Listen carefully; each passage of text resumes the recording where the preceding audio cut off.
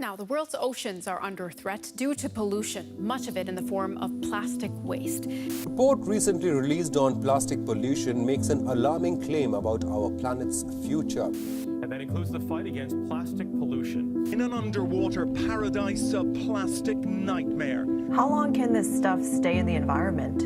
It quite often will get saturated when it's in the marine environment, so the gloves will get filled with water, or the face masks just get so sodden that they will just sink to the bottom. We've got an ugly, dangerous problem, and we're not fearing it sufficiently. 99% of plastics is made from fossil fuels, and we know that they are a major contributor to climate change. Plastic pollution is something that affects everyone. It isn't your problem and not my problem. It's not one country's problem. It's everyone's problems, because all people, all communities, all governments around the world recognize that it's a problem. It's impacting communities.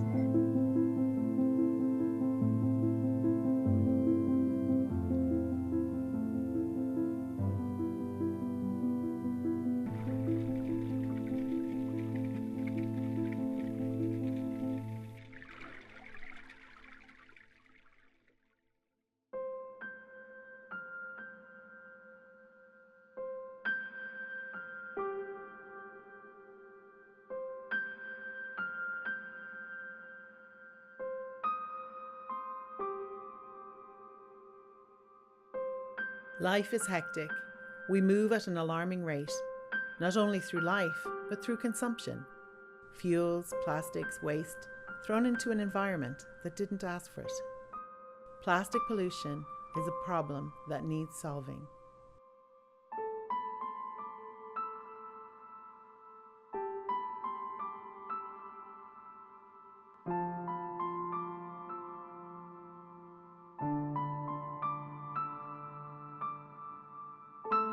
Even in the small seaside town of Arklow, County Wicklow, the vast amount of plastic consumption is alarming.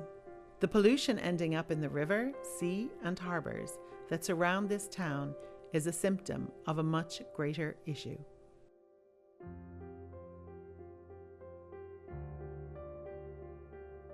A serious rise in the amount of plastic that consumers are using and low rates of recycling are creating a silent shocker that most people continue to participate in daily.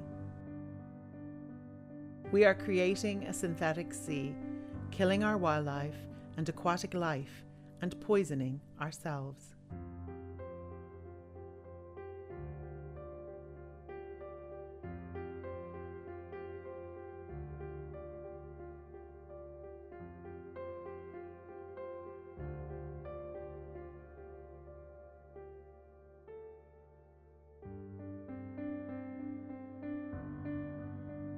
Wicklow County Council and Creative Ireland have given local artists, called the 402 Collective, a grant to create a piece that will start a conversation and raise awareness around the issue of plastic pollution.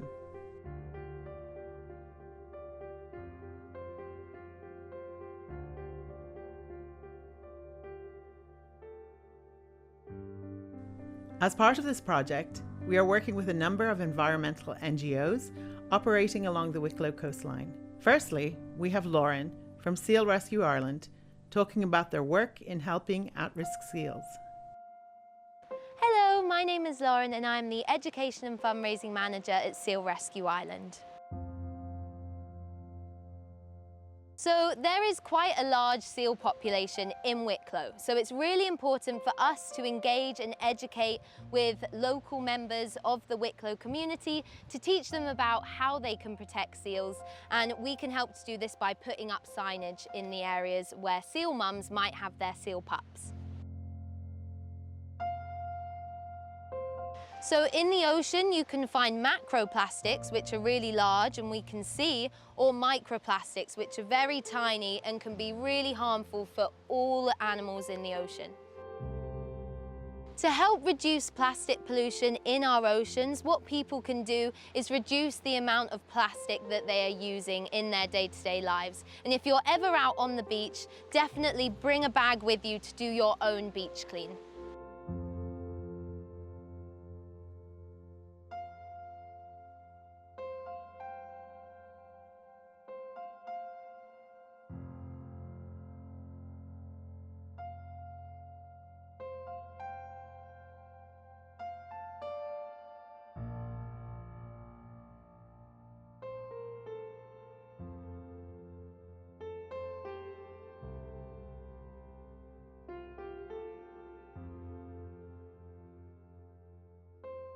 Arklow's most popular beaches, the Cove and South Beach, have hard-working community members who are a part of the local Coast Care branch. Hi, I'm Natalie St. Savin and we are Coast Care Arklow. Coast Care protects marine life by conducting weekly beach cleans here on South Beach, Arklow. The biggest issue we face here in Arklow South Beach is dog fouling, takeaway waste and fishing gear. People can help out by coming down to Arklow South Beach at 1:30 on a Thursday. All volunteers are welcome.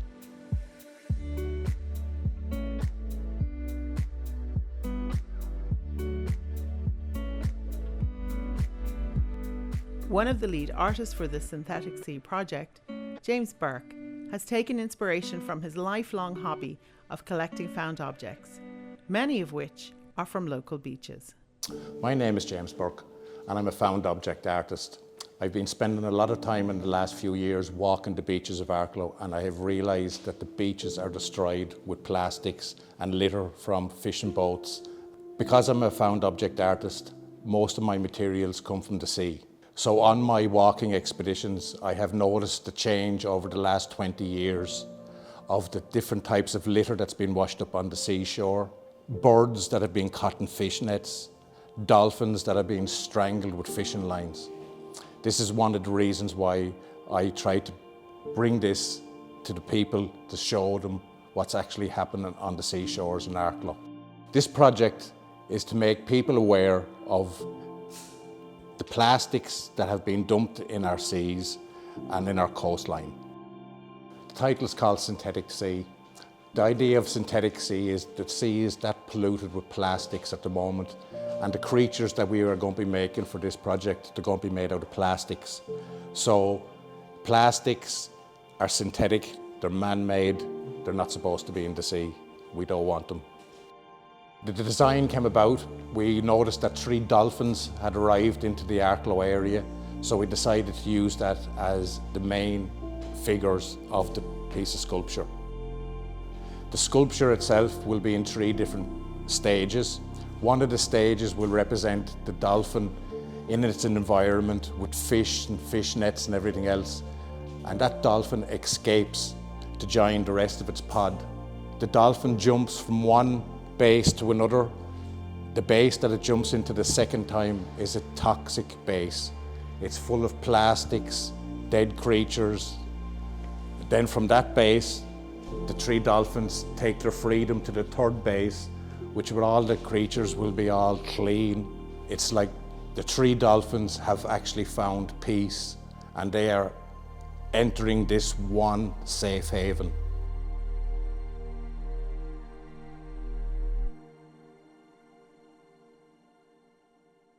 Unfortunately, Arklow does not have a dedicated art centre yet, but luckily the team over at Bridgewater Shopping Centre generously dedicated a space for the group to use and finally display the finished piece to raise awareness.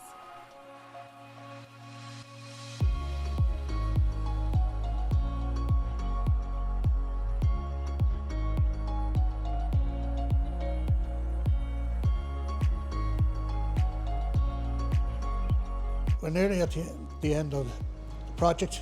The first one is completed. There's more work to be done on the second one and the third one. It's going to take a little bit more, but we're nearly finished.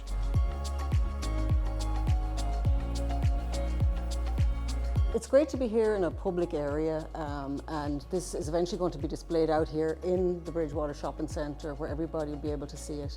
And you know, we're just having a great time.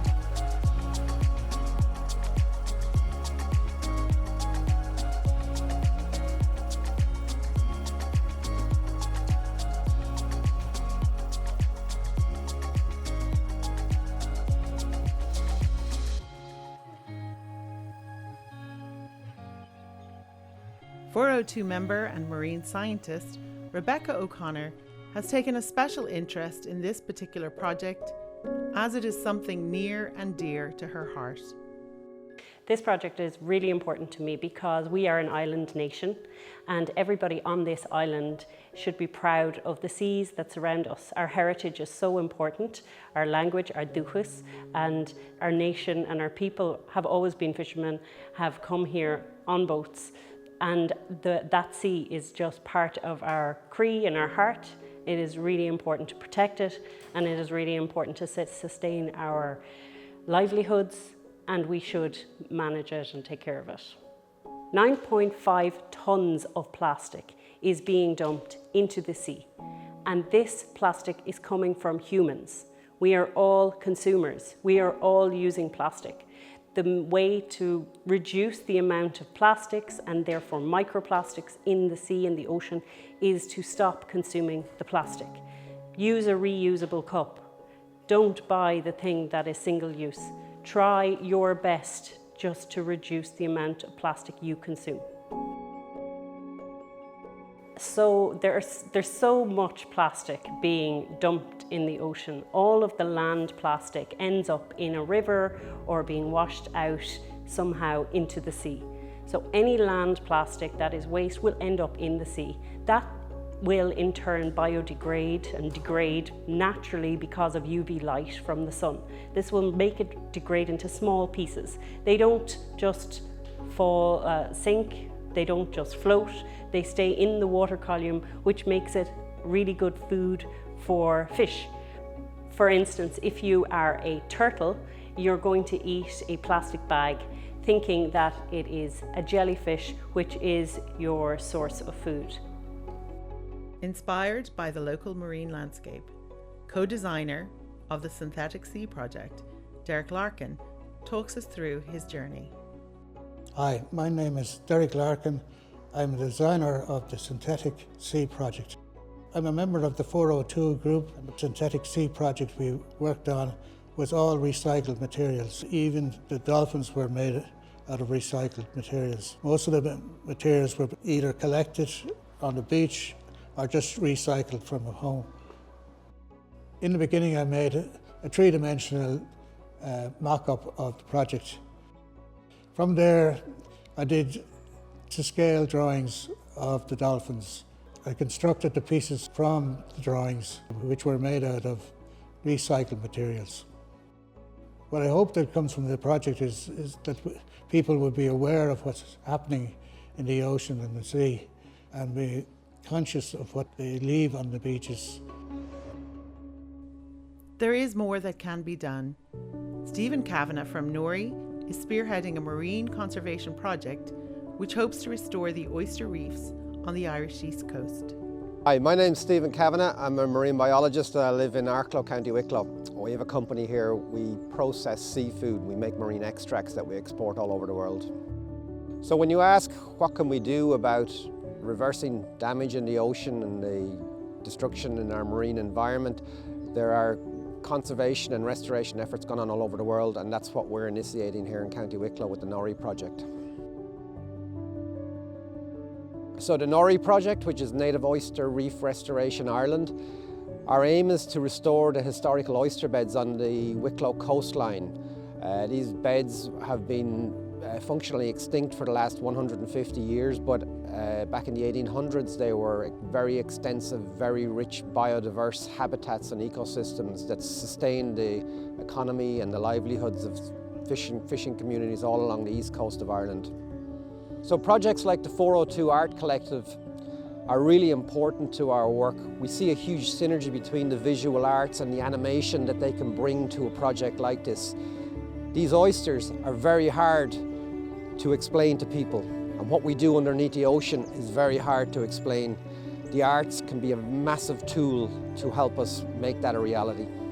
So what's very important to remember is that the ocean is very resilient and it can recover very quickly given half a chance. So we've just submitted an application with our partners at UCD, Wicklow County Council, and a company from the Netherlands called Oyster Heaven for 6.5 million to the EU Life Fund, which will fund our activities here for the next 6 years. We're very optimistic about getting this funding, and it will be one of the biggest marine restoration projects the country has ever seen.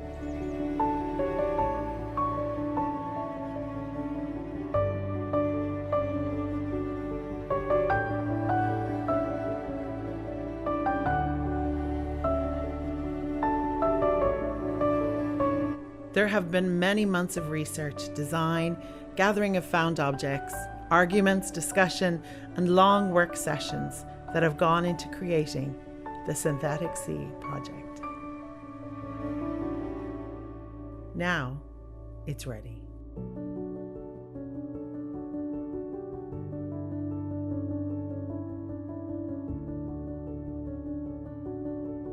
Somebody once said that great changes happen in society when old men plant trees in whose shade they will never sit.